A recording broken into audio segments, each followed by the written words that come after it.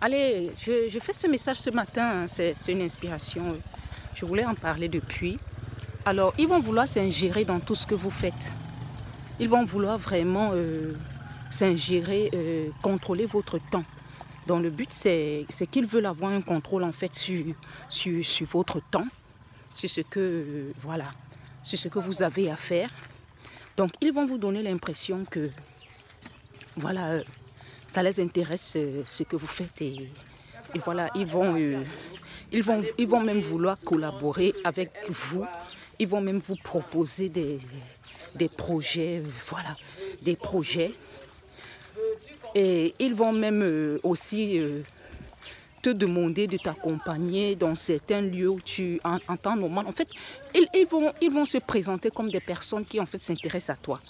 Mais le but n'est pas celui-ci. Le but, c'est en fait de faire peser sur toi le poids de l'attente. Et pendant que tu seras en train de les attendre, parce que lorsqu'ils disent ça, non, on va t'accompagner ici, non, bon, voilà, on va faire ça ensemble.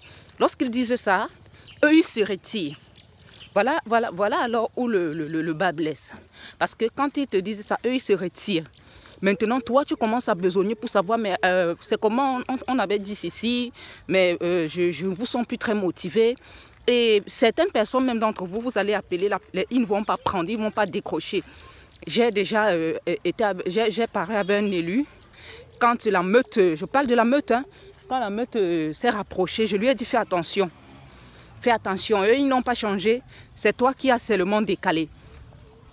Alors, le but encore maintenant, après elle m'a appelé dernièrement pour me dire que les blocages sont de plus belles.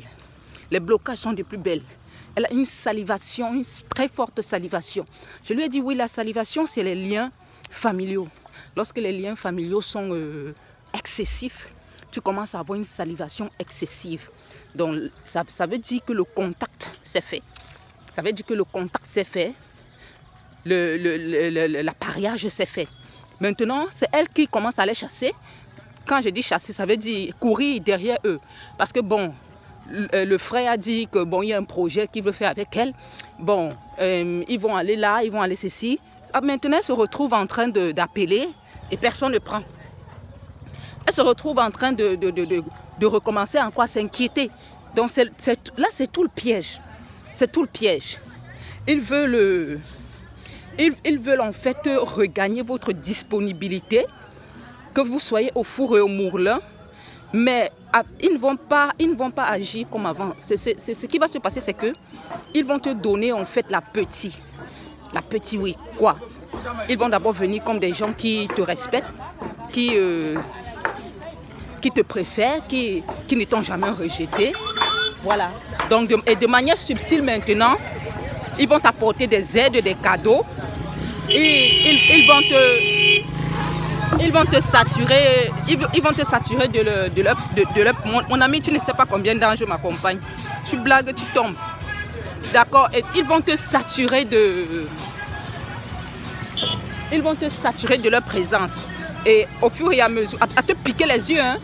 Maintenant, au fur et à mesure, ce qui va se passer, c'est que ils vont en fait disparaître. Disparaître, c'est fait à dessein. Le but maintenant, c'est de t'attirer, que toi, tu commences à rôder où ils sont, que toi, tu commences encore à réclamer les miettes d'attention. Et voilà. Et comme ça, ils ont le contrôle sur ton temps, ils ont le contrôle sur ce que tu fais. Ils ont le contrôle sur ta volonté. Donc, c'est en fait ça. C'est une manière très subtile de manipulation, une manière très subtile de contrôle. Surtout lorsque quelqu'un arrive à contrôler ton temps. Je vais dire aux élus, faites attention parce que si tu as quelque chose à faire, fais-le promptement selon que le Saint-Esprit te donne de le faire. Ne laisse pas quelqu'un entrer dans ton emploi de temps et te le foutre en l'air. Donc c'est très important parce que le succès part de là. Le succès, c'est un instant, une idée, une fenêtre de tir que le Seigneur t'ouvre comme ça. Et quand tu fais ça, tu vois comment subitement les choses se débloquent pour toi. Mais lorsque les gens commencent à te mettre sous attente, lorsque tu commences à attendre les gens pour accomplir ton emploi de temps, pour faire ce que tu as à faire, là, tu te mets en danger. tu te mets en danger. Quand tu vois ça, si c'est ton projet, c'est quelque chose que tu as fait, fais-le seul. Fais-le seul. Je veux prendre une moto, donc on sera ensemble de toute manière. Voilà, donc fais-le seul. Fais-le déjà seul. On va. Alors, tu le fais seul. Tu le fais seul. N'attends pas l'approbation de qui que ce soit. N'attends pas que forcément quelqu'un va venir t'aider. N'attends pas que, bon, voilà. Bon, tu vas d'abord courir derrière eux, mais on avait dit qu'on devait être ensemble. Tu avais dit qu'on devait faire ça ensemble. Tu avais dit que tu devais m'accompagner. Tu avais dit l'énergie que tu devais voilà, appliquer pour réussir ce projet, pour réussir ce rendez-vous. Tu es en train déjà de te vider et de te dépenser. Et tu vas te rendre compte que pour faire cette chose maintenant, ça sera très compliqué. Ça sera très compliqué parce que tu t'es déjà déconcentré, tu t'es déjà éparpillé à rechercher les gens pour les ajouter à quelque chose que le Seigneur te donne la force déjà à l'instant de faire. Donc, ce que tu dois faire, mon ami, ne laisse pas les gens contrôler ton temps. Si c'est que tu as quelque chose à faire rapidement, fais-le. Fais-le et avec la force que Dieu te donne.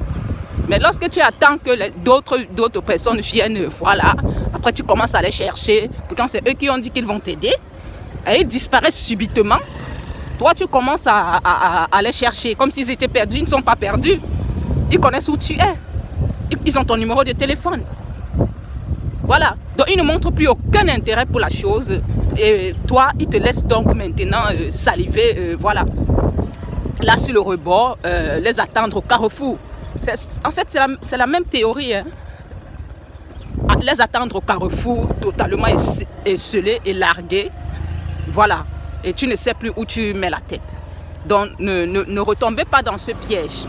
Donc, ils cherchent votre disponibilité, ils cherchent à attirer votre attention, à vous décaser de ce que vous avez à faire.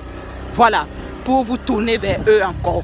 Et tu sais que lorsque tu ôtes ton attention de ton champ, le champ c'est ce que Dieu te donne à faire, ton travail, le champ c'est ce que Dieu te donne à bâtir. Lorsque tu ôtes ton attention de ton champ va commencer à pousser des ronces. Pendant que eux, ils seront en train de se prélasser au soleil, voilà, avec le bénéfice qu'ils tirent du fait que toi tu sois dans l'échec. Donc faites très attention, c'est très subtil. C'est très subtil. Alors je faisais juste cette vidéo pour vous prévenir de ça. Pour vous prévenir de ça. Donc pour tous ceux qui sont de retour, pour tous ceux qui ont été rattrapés par la meute, pour tous ceux qui voilà, qui doivent encore cohabiter, il y a quelque chose qui se passe. Donc soyez vigilants. Il y a quelque chose qui se passe. La meute vous entourait. Elle vous piquait aux yeux, elle vous apportait des cadeaux, mais maintenant c'est autre chose.